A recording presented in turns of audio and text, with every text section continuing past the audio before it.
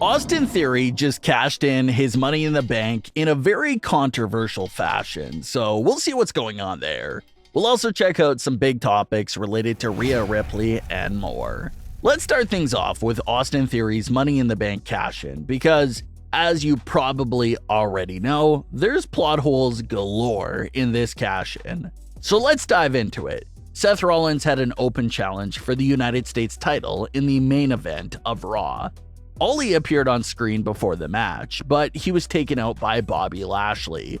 Lashley makes his way to the ring and viciously destroys Seth Rollins. Even though this was Austin Theory's cash-in moment, Bobby Lashley's story also played a big role in this moment. Lashley had the United States title stolen from him by Seth Rollins after a random attack from Brock Lesnar. And then Lashley failed to defeat Brock at Crown Jewel. So, the robbery of the title, plus that loss itself, has turned Lashley into an unstoppable force that's taking out everything. So Lashley takes out Seth Rollins. That's all fine, but then Austin Theory comes out with the Money in the Bank contract in his hands. And this is when the entire segment started to fall apart. Austin Theory cashes in his Money in the Bank contract for a match for the United States title.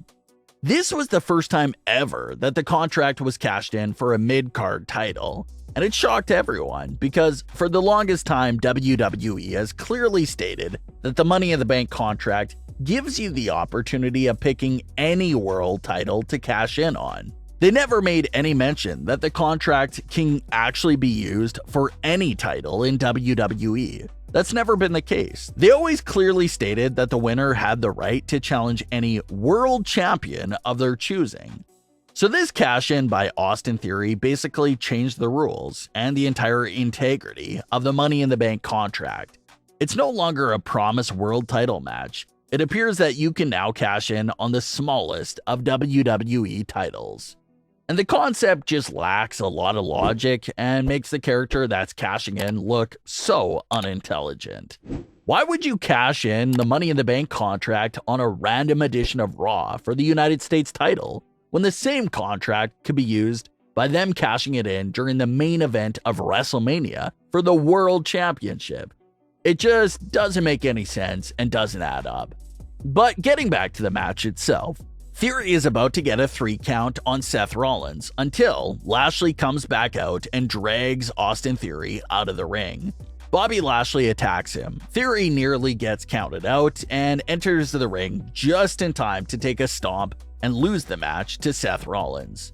So Austin Theory leaves this moment with a failed cash-in attempt, not on Roman Reigns and the undisputed WWE title, but a failed attempt on the United States title. It's such an embarrassing decision for the character of Austin Theory and just doesn't make any sense. Like many fans pointed out, it was an open challenge for the United States title. Austin Theory could have accepted Seth Rollins' open challenge for a United States title match and still hold on to the Money in the Bank contract. Although Triple H is in charge right now and it's a decision that came from him, fans feel like it was still a problem that was inherited by Triple H from Vince McMahon. Vince put the Money in the Bank contract in Austin Theory's hand, and Triple H obviously doesn't feel the same way that Vince McMahon felt about Theory, and didn't see any scenario for a successful cash-in attempt on Roman Reigns happening anytime soon. So this was the best thing that he had for that situation.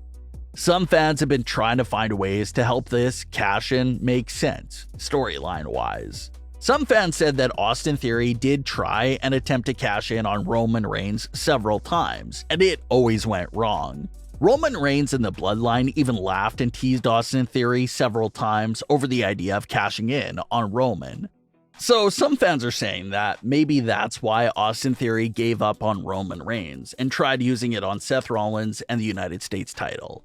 But even still, even if it turned out to be a failed cash-in, why not make the attempt and at least try to cash in on Roman Reigns? Use that contract in one attempt on the biggest title in WWE. Just go for it. Why settle for a smaller title when the same contract lets you challenge for the undisputed world title?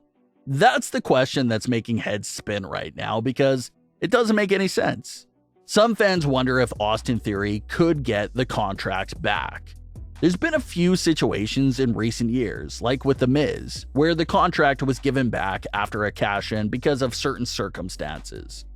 Well, Theory's only possible argument is that the match should have ended in disqualification after Lashley got involved. That's really the only argument he can make that could give him back the slightest chance of getting the contract back. So it was a bad look for Austin Theory, and put a bad look for the integrity of the Money in the Bank contract itself. But on the bright side of this entire situation, Bobby Lashley appears to have a new edge to his character.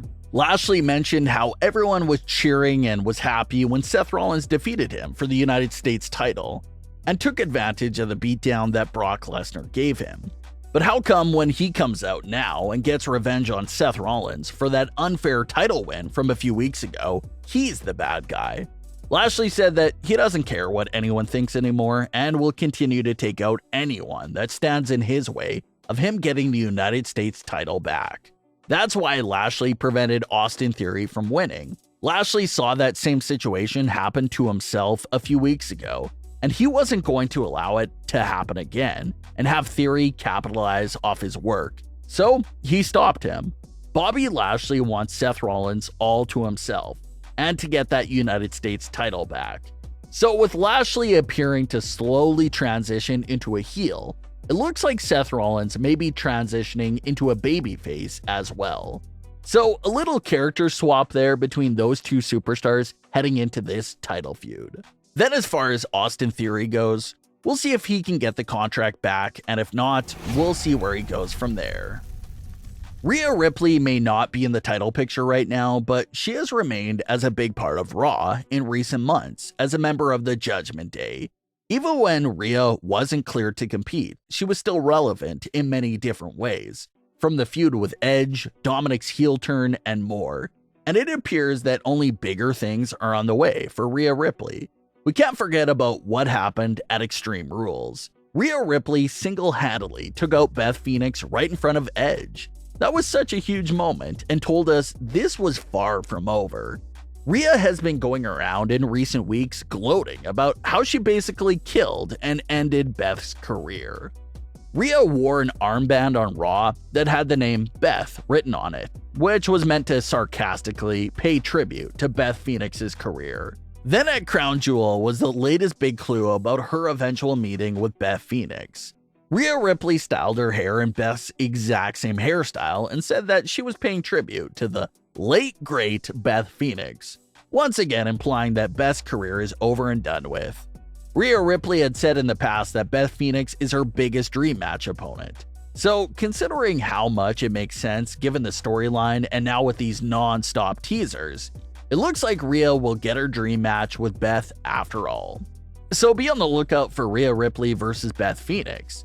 Maybe it's something we even see down the line at WrestleMania. But what are your thoughts on today's stories? Leave your comments below. Don't forget to subscribe with all notifications on and leave a like if you enjoyed. Thanks for watching, guys.